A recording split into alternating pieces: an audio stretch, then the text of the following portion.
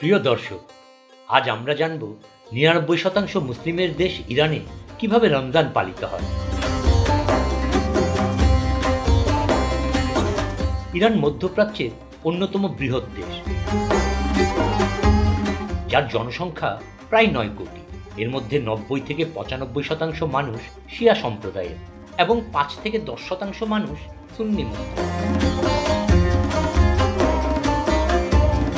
Iran ইসলামী প্রজাতন্ত্র হওয়ায় এখানে ইসলামী নিয়মকানুন কঠোরভাবে পালন করা হয়, বিশেষ করে রমজান মাসে।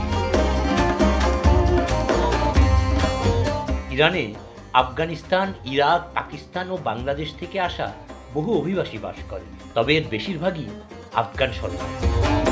এখানে রমজান মাসে রোজার দৈর্ঘ্য প্রায় ১৪ থেকে ১৬ ঘন্টা হয়ে থাকে।